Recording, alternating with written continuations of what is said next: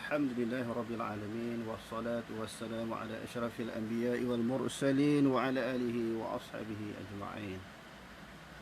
اللهم رب اشرح لي صدري ويسر لي أمري واحلل عقدة من لساني يفقهوا قولي ولا حول ولا قوة إلا بالله العلي العظيم.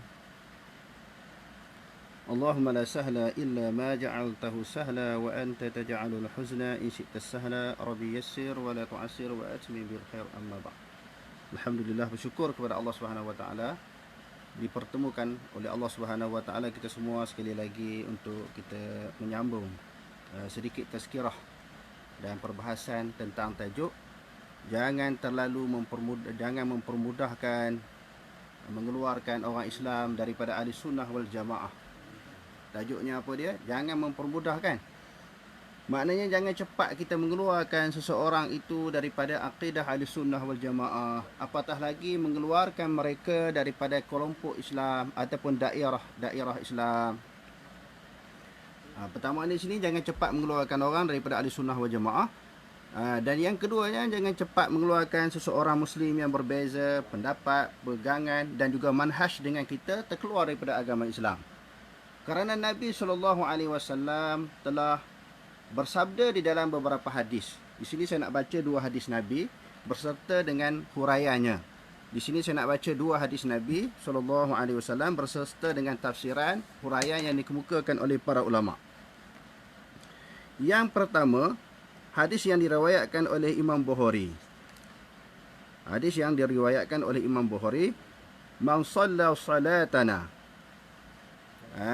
Barang siapa yang sembahyang, tak kuat.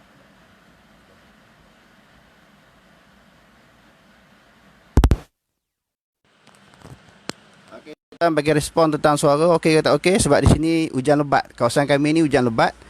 Jadi kawasan tuan-tuan tu macam mana? Suara okey tak okey? Jelas ke tak jelas? Tengok dia ada orang ada bagi respon. Suara okey? Ujian suara. Okey.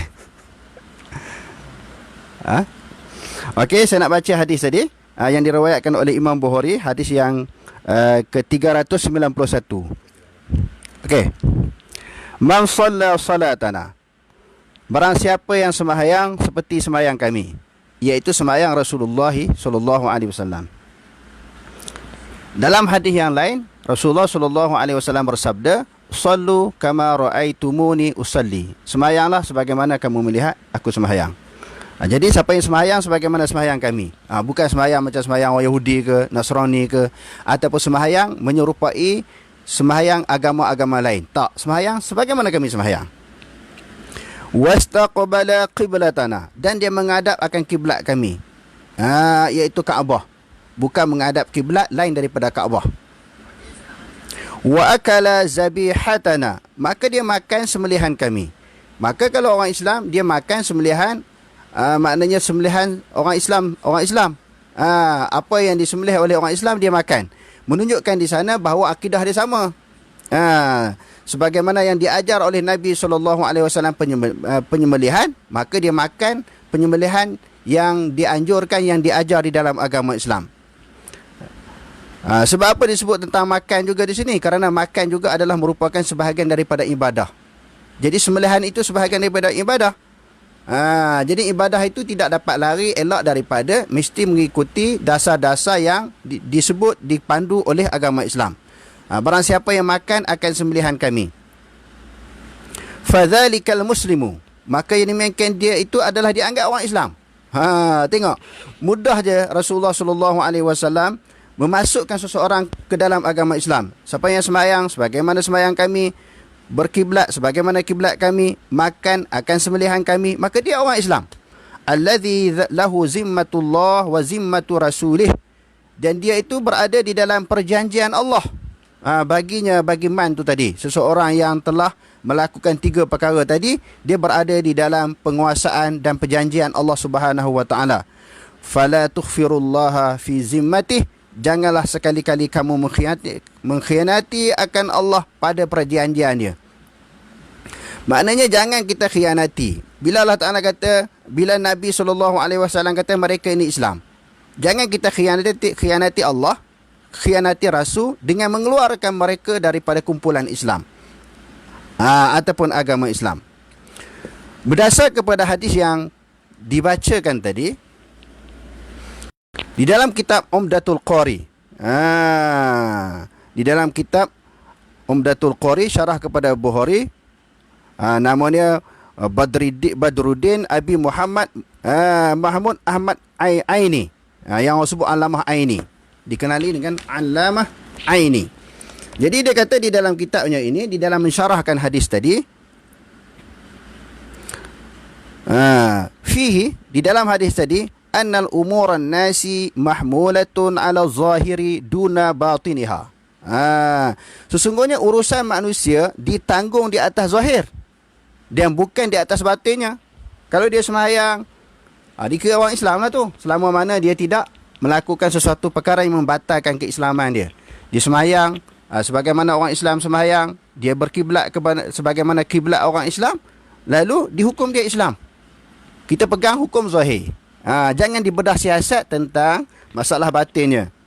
Faman azhara syara'iruddin, yang berada di dalam agama Islam, malam yazhar minhu khilafu dhalika, selama mana dia tidak menzahirkan sesuatu yang bertentangan dengan agama Islam.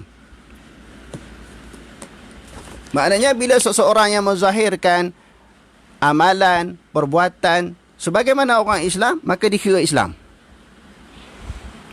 Selama mana dia tidak menzahirkan sesuatu perkara yang khilaf dengan agama Islam, dia sembah berhala ke, tokong ke, dia kata Allah Ta'ala berbilang ke, dia tak kata macam tu, dia anggap sebagai orang Islam.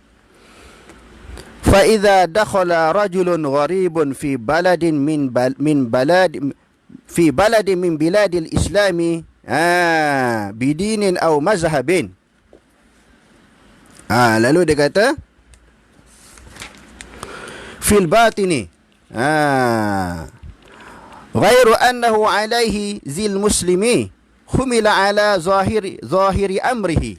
Apabila seseorang itu masuk di dalam sebuah negara Islam, sesebuah negeri Islam ataupun negara Islam, perwatakan dia itu sebagaimana perwatakan orang Islam, maka dihukum dia humila ala zahiri amrihi, maka ditanggung di atas zahir urusannya. Maka maksudnya dianggaplah dia itu sebagai orang Islam. Wa ala annahu muslimun, menunjukkan dia bahawasanya dia itu adalah orang Islam, hatta yazhara khilafu dhalika, sehingga zahirlah sesuatu perkara yang bertentangan yang demikian itu. Apa maksud menzahirkan sesuatu perkara yang bertentangan? Tadi yang kita sebut dia menzahirkan, dia menzahirkan Islam. Itu yang pertama. Bila dia menzahirkan Islam dengan cara dia bersembahyang, semakan sembelihan orang Islam, berkiblat sebagai orang Islam, berkiblat sebagaimana kiblat orang Islam, maka itu zahir, jelas. Kecuali seseorang itu dah bercanggah dengan perbuatan yang awal. Sembahyang tak menghadap kiblat dah, menghadap lain daripada kiblat Kaabah ni. Dia menganggap sembelihan orang Islam tak boleh makan. Sembahyang pula tak seperti sebagaimana orang Islam. Hak tu khilaf. Maknanya dia khilaf, bercanggah dengan pendirian awal, maka yang tu tidak dipanggil sebagai orang Islam. Orang sembahyang, dia kata bukan menghadap kiblat, menghadap ke arah lain. Hak tu kafir ya. Sebab kiblat ini al-ma'lum minad-din bid-darurah. Maknanya sesuatu yang diketahui secara darurah, secara senang. Okey. Jelas daripada hadis tadi, beberapa perkara yang digariskan oleh Rasulullah SAW, orang ini dikira orang Islam. Rasulullah tidak meletakkan syarat yang banyak untuk menentukan seseorang itu Islam. Asalkan dia dalam hadis yang lain, ini hadis yang kedua kita nak baca ni. An Ibnu Umar radhiyallahu anhuma anna Rasulullah sallallahu alaihi wasallam. Daripada Ibnu Umar radhiyallahu anhuma bahwasanya Rasulullah sallallahu alaihi wasallam qala, bersabda, umirtu an uqatilan nas, aku diperintahkan memerangi akan manusia. Ini di dalam situasi peperangan. Sebagaimana yang dibahaskan, dihuraikan, disyarahkan oleh ulama, di dalam situasi peperangan, aku diperintahkan memerangi manusia. Memerangi manusia di dalam medan peperangan. Hatta yashhadu an la ilaha illallah, sehinggalah manusia itu mereka bersaksi bahawa tiada Tuhan melainkan Allah, wa anna Muhammadar Rasulullah, dan mereka bersaksi bahawa Nabi Muhammad itu adalah Rasul Allah, yakni pesuruh Allah. Wa yuqimus salata, dan mereka mendirikan sembahyang. Wa yu'tuz zakata, dan mereka menunaikan zakat. Fa'idha fa'alu dhalika, apabila mereka telah melakukan yang demikian itu, usimu minni, dipelihara akan mereka, akan daripada aku, dima'uhum, akan darah-darah mereka. Maka dipelihara daripada aku akan darah-darah mereka, dan juga harta benda mereka. Wa amwaluhum illa bihaqqil Islam, dan dia kata, dan harta benda mereka melainkan dengan hak Islam. Maknanya darah mereka dipelihara, tidak boleh ditumpahkan. Harta benda mereka tidak boleh diambil melainkan dengan cara Islam. Apa maksud? Maksudnya kalau orang tu dengan hak Islam, boleh kita ambil, kita tumpahkan darah dia. Seperti dia murtad, dia bunuh orang dalam hukum kisah, maka dijatuhkan bunuh itu dengan hak Islam, sebab dia bunuh orang. Ataupun dia murtad, man baddala dinahu faqtuluh. Siapa yang menukarkan akan agamanya, dia dibunuh. Dengan hak Islam dia boleh dibunuh. Dan juga harta bendanya boleh dirampas. Harta dia kalau dia tak bayar zakat umpamanya, ataupun harta yang dia ambil itu dia curi yang orang punya, dia mengaku hak dia, boleh dirampas harta dia. Kalau tidak melakukan kesalahan-kesalahan yang disebutkan tadi, wa hisabuhum 'ala Allah taala, maka serahlah kepada Allah. Dia dianggap kira Islam lah tu bila dia mengucap 2 kalimah syahadah, mendirikan sembahyang, menunaikan zakat, maka dikiralah dia, dianggaplah dia sebagai orang Islam. Okey, kita tengok huraian dan syarahan kepada hadis yang kita bacakan tadi. Qauluhu sallallahu alaihi wasallam, wa hisabuhum 'ala Allah taala, dan penghizabannya kepada Allah. Hisabnya, perhitungannya terserah kepada Allah. Lalu para ulama di dalam mensyarahkan hadis ini menyebut, man azhara lana al-islam, barang siapa yang telah menzahirkan bagi kita akan agama Islam, wa qama bima yajibu alaihi, dan dia telah menegakkan, melaksanakan sesuatu yang wajib atasnya, usima damuhu wa maluhu, dipelihara akan darahnya, dipelihara, jangan ditumpahkan darahnya, dan juga harta bendanya. Wa umila muamalatul muslimin, dan dilaksanakan muamalah dia sebagaimana orang Islam yang lain. Diperlakukan kepada orang Islam yang macam ni sebagaimana orang Islam yang lain. Fa in qasada bi islamihi Allah, apabila dia mengqasadkan dengan keislamannya itu Allah, wad darul akhirata, dan juga dengan keislaman dia itu mengharapkan negeri akhirat, fa huwa mu'minun, maka dia itu dianggap sebagai orang yang beriman. Lahul jazaul awfa yaumaddin, baginya balasan yang sempurna pada hari kiamat. Okey, jelas daripada hadis tadi, maknanya Islam itu menghukum akan zahir yang ada kepada seseorang. Masalah batinnya serah kepada Allah.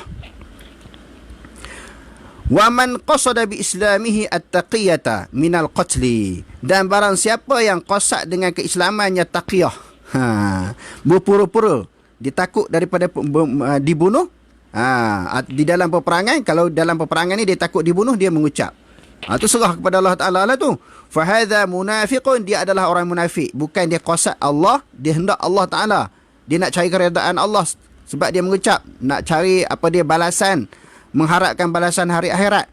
Kalau dia tak ada yang tu, cuma dia berpura-pura dengan mengucap 2 kalimah syahadah, fahadha munafiqun, dia adalah orang yang munafik. Umira sariratuhu, maka diserahlah batinnya ilallah, kepada Allah.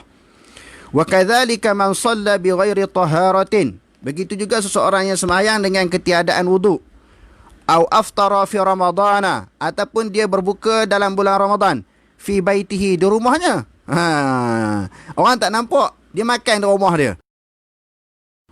Dia mendakwa dia berpuasa. Fahadha, di sini dia kata yuqbalu minhu zahiru, diterima zahir. Dia kata dia puasa walaupun dia makan nasi di rumah. Serah kepada Allah Ta'ala. Tak perlu nak pergi cek, pergi teropong, pergi mengendap dia di rumah, dia puasa tak puasa. Itu bukan urusan kita. Diterima daripadanya zahir.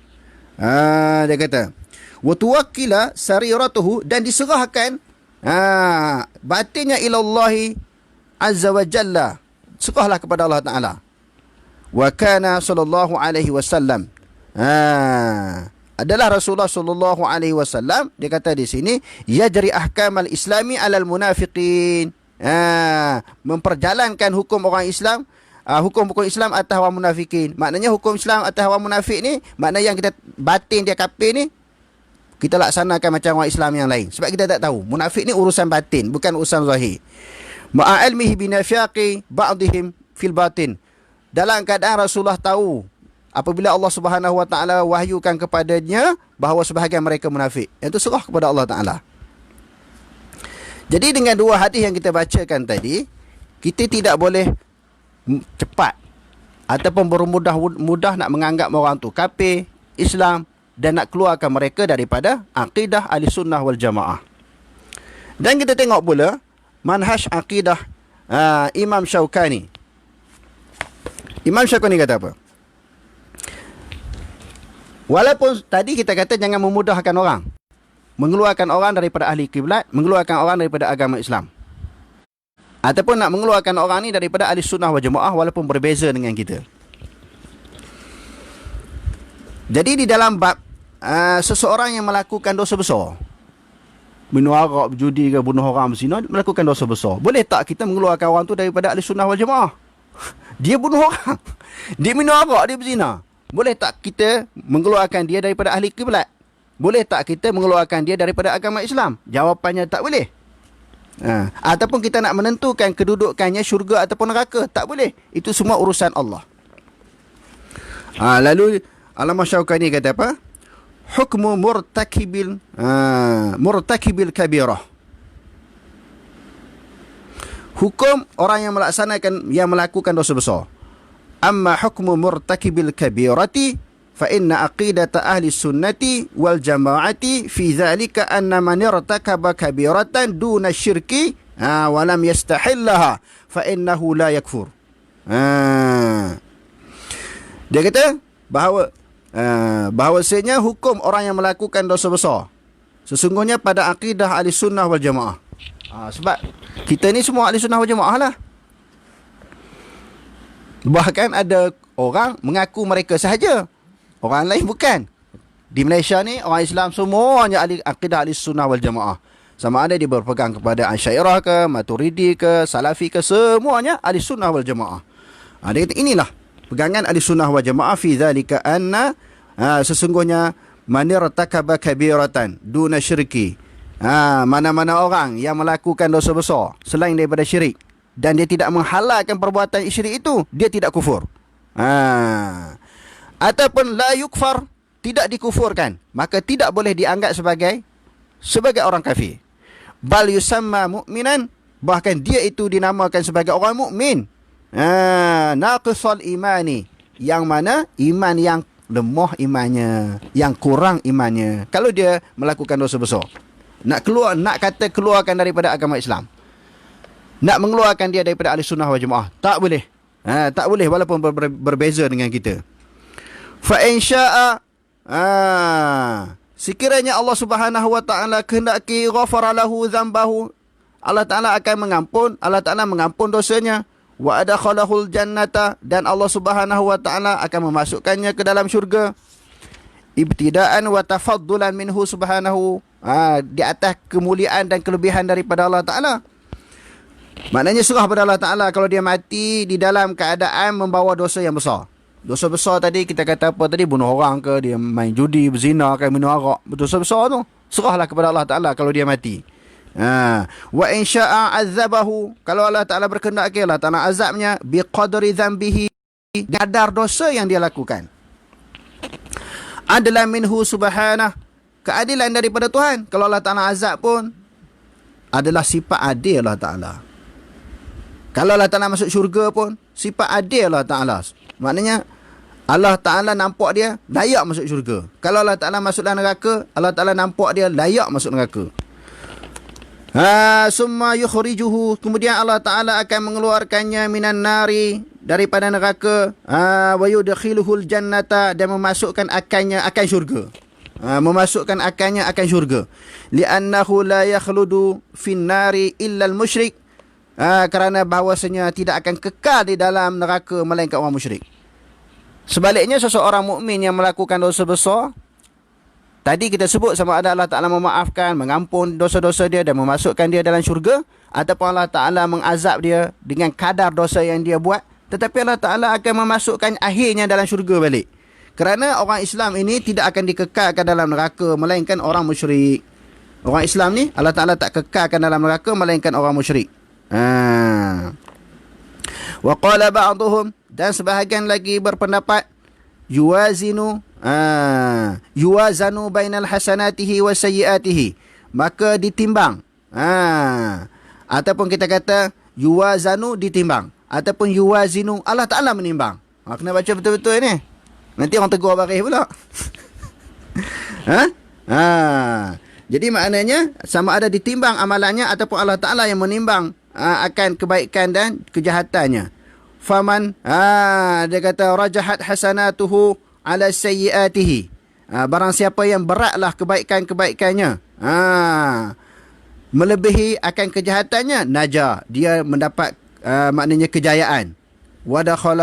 Wadakhalal jannata, maka dia akan masuk, dia pasti dia akan masuk ke dalam syurga. Sebab itu disebut dakhala di sini dengan makna pasti, fi'il madhi, dia akan masuk syurga. Wa man rajahat sayyi'atuhu, barang siapa yang telah rajah, telah beratlah oleh kejahatannya ataupun dosanya, ala hasanatihi, atas kebaikannya, dia kata uziba, diazab biqadri sayyi'atihi, dengan qadar dosa ataupun kejahatannya. Jadi maknanya yang pertama, yang beberapa bab yang kita sebut tadi, yang keduanya, maka orang yang melakukan dosa besar ni, maka serahlah kepada Allah Ta'ala. Kalau dia mati tak sempat bertobat, sama ada Allah Ta'ala nak ampun dia ataupun Allah Subhanahu Wa Ta'ala nak azab dia, nak menghukumkan dia kafir, tak boleh. Yang kitab yang ketiga, tuan-tuan, Kashfus Syubuhat. Ini karangan siapa ni? Muhammad bin Abdul Wahab. Kita tengok apa yang disebut oleh Muhammad bin Abdul Wahab tentang orang yang melakukan kesalahan, melakukan dosa. Tengok betulkah sebagaimana yang dilemparkan tuduhan, yang dituduh Muhammad bin Abdul Wahab ni suka mengkafirkan orang, membid'ahkan orang. Cuba kita tengok dalam kitab dia. Dia kata apa? Fal aslu fi man yuntasabu lil islami baqa'u islamihi. Dia kata di sini, asalnya seseorang yang dinisbahkan kepada Islam kekal dengan keislamannya. Sama ada dinisbahkan sebagai orang Islam, dia mengucap dua kalimah syahadah, ataupun lahir daripada kedua ibu bapa yang beragama Islam, kekal Islam dia. Bukan kata ulama-ulama lain. Muhammad Abdul Wahab sendiri pun sama pendirian mereka dalam akidah. Salah orang menuduh Muhammad bin Abdul Wahab suka mengkafirkan orang, suka membid'ahkan orang, mengeluarkan orang daripada daerah Islam. Tak. Dia kekal dengan keislamannya. Hatta yatahaqqaqa zawalu dhalika anhu, sehingga pasti dia tergelincir, terkeluar daripada Islam. Bimuqtada dalil syar'i, dengan hujah-hujah syar'i, baru kata dia bukan Islam. Baru dianggap dia bukan Islam. Kalau dia pasti dia itu melakukan sesuatu perkara yang bercanggah dengan agama Islam, yang bertentangan dengan akidah Islam, baru dianggap dia bukan orang Islam. Wala yajuzu tasahuli, wala yajuzu tasahulu. Baca fa'il itu. Tadi tersilap sebut tasahuli, nanti orang perbetul pula. Orang perbetul baris ni buat video pula. Tak apa, lepas ni kita muzakarah bab i'rab pula kan. Wala yajuzu tasahulu, tidak boleh bermudah-mudah fi takfirihi, pada mengkafirkannya, lianna fi dhalika mahdzuraini azimaini, kerana yang demikian itu dua perkara yang diberi kemaafan. Jangan permudahkan. Dua perkara yang besar yang diberi keuzuran. Yang pertama dia kata apa dia? Yang ditegahlah, Dua perkara yang ditegah.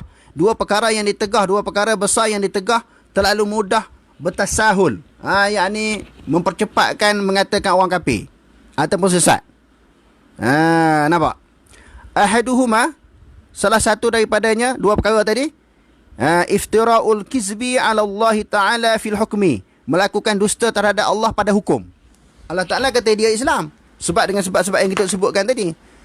Dia mengucap dua kalimah syahadah umpamanya, dia semayang sebagaimana orang Islam, berkiblat sebagaimana kiblat orang Islam, makan akan sembelihan orang Islam, dia Islam. Tiba-tiba ada pihak tuduh dia bukan Islam. Tuduh dia bukan ahli sunnah wal jamaah. Kerana tak duduk dalam kumpulan kita tadi. Tak isi borang masuk dalam kumpulan kita. Bukan ahli sunnah wal jamaah. Nak kena isi borang dulu. Tak betul. Mana ada zaman Rasulullah ni nak kira ahli sunnah wal jamaah ni dia isi borang. Zaman para sahabat pun tak ada. Zaman imam yang 4 pun tak ada.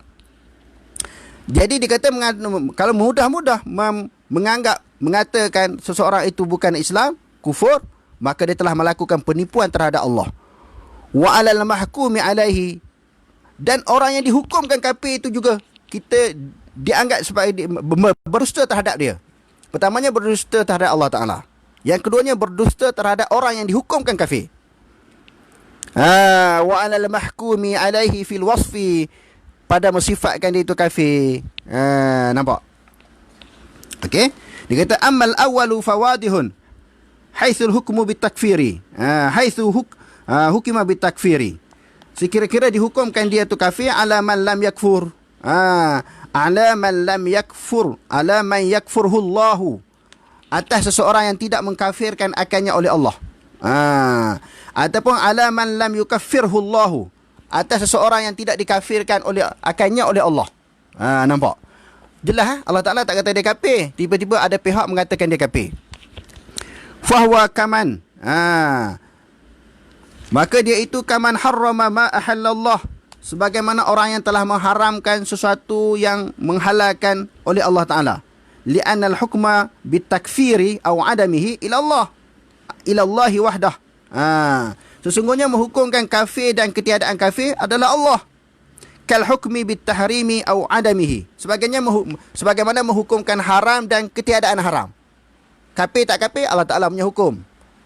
Haram ke tak haram, Allah Ta'ala punya hukum. Allah Ta'ala punya hukum. Bukan kita punya hukum. Tunjuk di atas tu Allah Ta'ala punya hukum.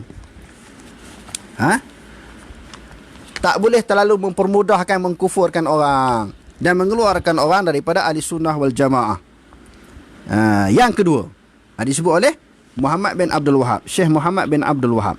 Wa amma tsaniyu, maka yang kedua, salah yang kedua. Tadi salah yang pertama, kerana Allah Ta'ala menghukumkan seorang itu Islam, kita mengeluarkan dia daripada Islam. Salah yang kedua, fali annahu wasafal muslima biwasfil mudadin.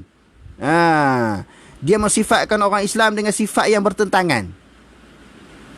Allah Ta'ala kata Islam, kita kata kafir. Tak boleh. Sesuatu sifat yang bertentangan. Faqala innahu kafirun, maka dia kata seseorang itu kafir.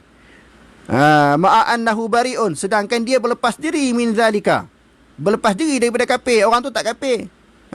Tiba-tiba dituduh kafir. Wa hariyun bihi an ya'uda, dan sesuainya an ya'uda wasful kufri alaihi, sesuainya hukum kafir itu atas dia, sebab dia menghukumkan orang kafir.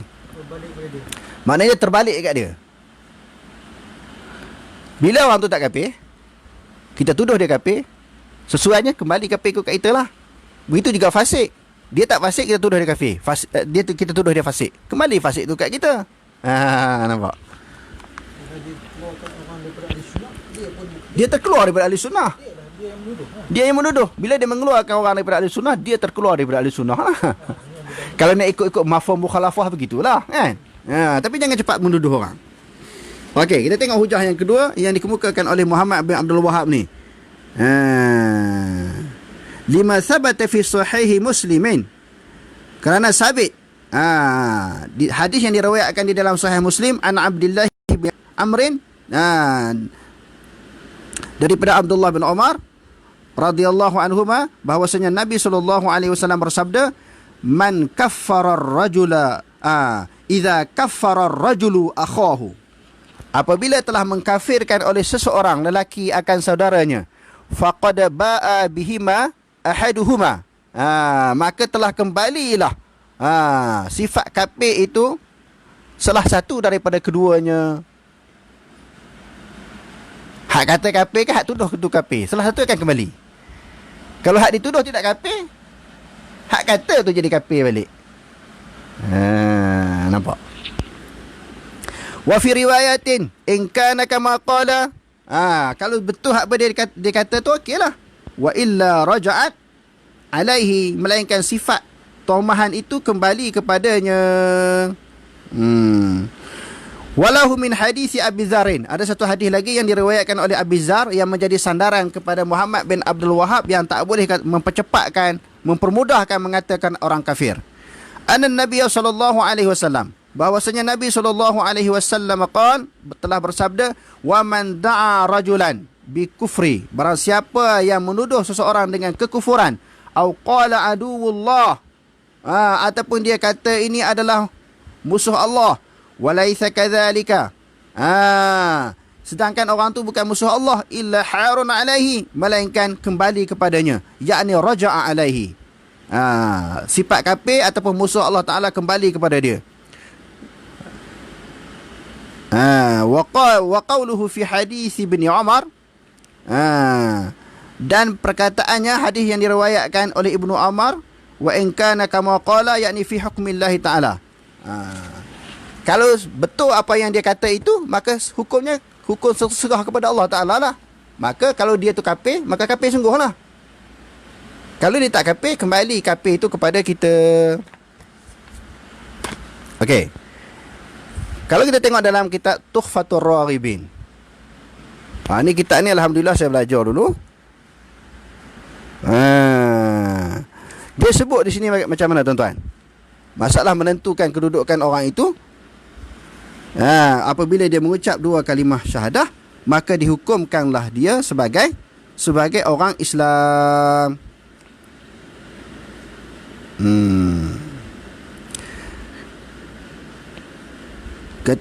Kata Syekh Sa'aduddin di dalam syarah Aqaid, dia kata inilah yang dipilih oleh Syekh Abdul Mansur, dari kerana tasdik di dalam hati itu sungguh pun ia hakikat iman, tetapi adalah ia batin tersembunyi baginya daripada alamat yang menunjukkan ia atasnya, iaitu iqrar dengan dua kalimah syahadah. Bila seseorang itu ikrar dengan dua kalimah syahadah, diperlakukan atasnya segala hukum Islam di dalam dunia, maka diperlakukan hukum dia sebagaimana hukum atas dunia lah. Muamalah sebagaimana orang Islam. Kalau dia mati, dikebumikan di tanah perkuburan Islam umpamanya, boleh dinikahkan dengan orang Islam.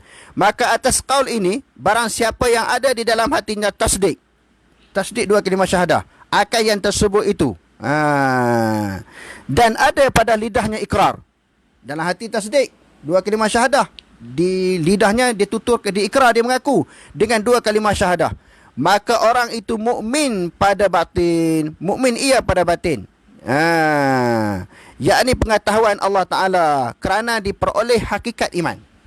Hakikat iman bukan sahaja ikrar bilisan, dia kena tasdik sekali dengan hati, maka di sisi Allah Ta'ala dia beriman, iaitu tasdik. Dan mukmin pula pada zahir, setelah dia mengiyakan dalam hati dua kalimah syahadah, di sisi Allah Ta'ala dikira orang beriman. Dan apabila dia ikrar pula dengan zahir, yakni pengetahuan manusia, kerana ada baginya alamat itu ikrar, di sudut manusia pula dikira sebagai orang Islam, kerana ada tanda dia itu sebagai orang Islam, kerana dia berikrar dengan dua kalimah syahadah. Ataupun seseorang yang lahir daripada kedua ibu bapa yang beragama Islam, maka diperlakukanlah atasnya segala hukum Islam di atas dunia. Dikira orang Islam. Bila mengucap dua kalimah syahadah, tak boleh duk tuduh dia wahabi ke, sesat ke, bukan ahli sunnah wal jemaah ke. Itu tak boleh. Kita melontarkan dengan sesuatu tuduhan. Bukan sahaja suatu pihak menuduh orang lain, pihak lain pun tak boleh tuduh orang lain pula. Contohnya kita kata kalau Aswaja tuduh golongan Salafi bukan ahli sunnah wal jemaah. Termasuk juga orang Salafi menuduh Aswaja bukan ahli sunnah wal jemaah. Sama je, bukan kita kata mana-mana satu-satu pihak ataupun seseorang individu, sama saja hukum ni. Atas kita pun sama, atas orang pun sama. Tak kecuali atas kita pun sama, atas orang pun sama. Bukan kata satu pihak. Semua pihak kena hati-hati dalam menuduh orang. Kerana seluruh umat Islam di Malaysia ni semua ahli sunnah wal jamaah. Sama ada dia Maturidi ke, dia ada Salafi ke, dia atas Asy'ariyah, semua ahli sunnah wal jamaah. Kenapa perlu dikeluarkan mereka daripada ahli sunnah wal jamaah? Apatah lagi nak keluarkan daripada agama Islam. Nak menuduh mereka sesat, tak boleh. Oh tengok, kita baca kitab rendah ya.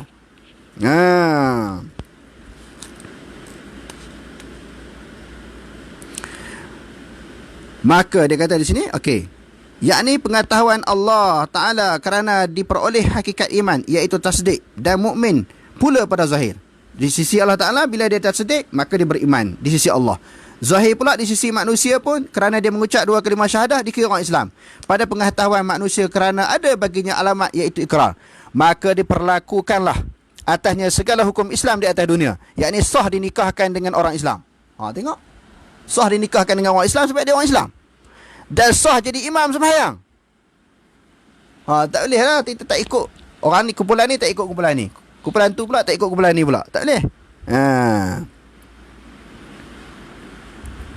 Tak boleh di sini bukan masalah afdal tak afdal. Masalah kita nak menganggap seseorang itu kafir. Tu tak boleh. Nak menganggap seseorang itu kafir, tak boleh.